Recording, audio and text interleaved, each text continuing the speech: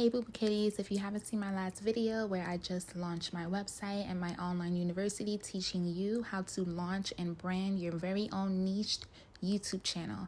2020 is about to be over and Vlogmas is here. Let me teach you how to create your own Vlogmas intro, outro, and channel banner art. Let me show you how to become top 5 in the YouTube search using my secret SEO sauce. Let me show you how to do all of these graphics, as well as creating a seasoned YouTube channel to perform very well and set up for success in my university. I'll see you then. Are you new to photography? Are you unfamiliar with studio lighting, strobe lighting, and other lighting equipment? Shooting for your YouTube videos and you don't necessarily have the equipment for your video shoot or for your photo shoot or whatever the case may be. If you're new to photography, if you own a camera and you don't necessarily know about lighting, if this is you, these are 5 reasons why you should use natural light. So stay tuned. Do not forget to click this link right here for my website, okay? And subscribe. Tip number 1. For those of you who are beginners, this is a great way to self-teach yourself about how to shoot with lighting. What not easier way to do it with natural lighting? If that makes sense, self-teach yourself. To get the best out of using natural light, you want to observe a number of things. You want to observe the location and you want to observe the season.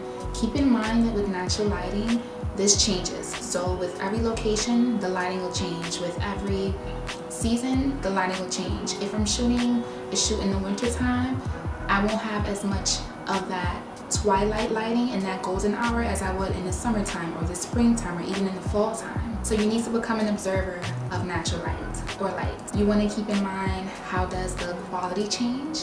You want to know, how does the quantity of the light change? If there's a large amount of lighting during a certain during a certain hour, or if there's less lighting during a certain hour. So you want to keep these things in mind. Observe where you live, hour to hour, season to season. If you want to take natural light portraits, for example, then you have to work in the most flattering light. So this causes you to kind of play around and get to learn about what's the best hour to shoot. For us photographers, we call it the golden hour, which is between 11 to 12. At 12 o'clock, it's like the sunlight is very harsh, so I would say like from 10 to 12, 10:30 to 12 would be like the golden hour for me. This is a great way for you to learn about lighting, because if you can master using natural light, this can definitely help you when it comes to other areas of photography. So familiarize yourself with natural lighting. See what areas, what locations, what hour of the day is best, how to shoot your model, how to shoot your subject with natural lighting, what angles are best, how to move your subject in a way where even if you have a reflector, how that natural light kind of bounces off onto your subject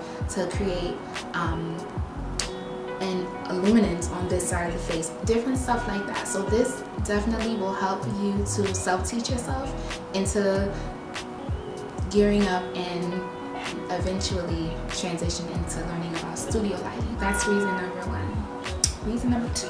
Light is linked to location and your subject. So a great thing about natural lighting is that you don't necessarily have to carry around tons of equipment or anything like that.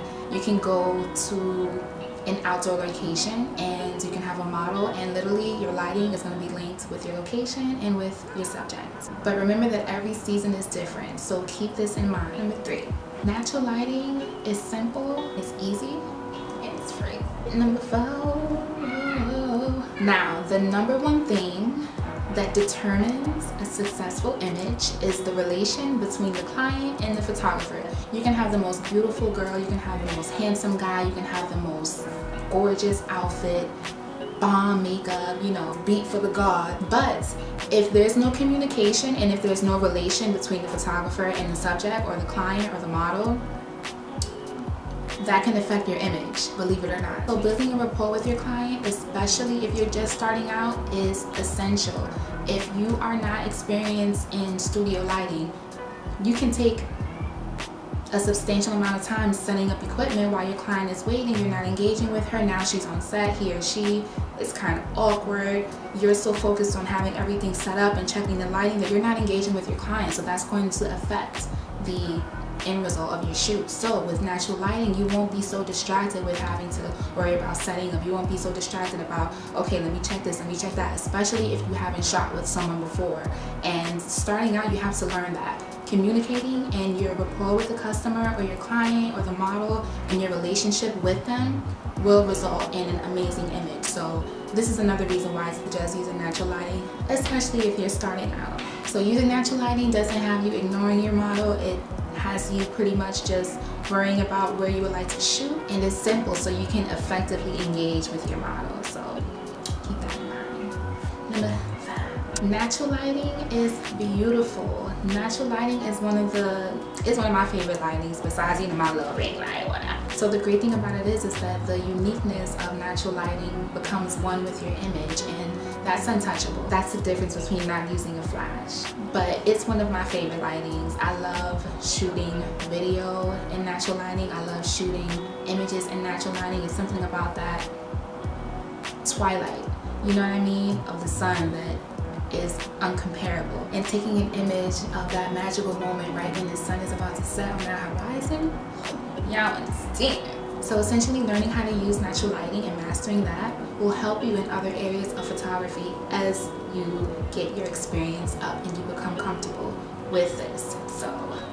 So those 5 reasons alone is why I say that you should use natural lighting, especially if you're starting out. Thank you guys so much for watching. Please make sure to subscribe. Please make sure to click like, and please make sure to comment. Boo Boo Katie, do not forget. Okay? All right. And don't forget to subscribe, Boo Boo Katie. Okay?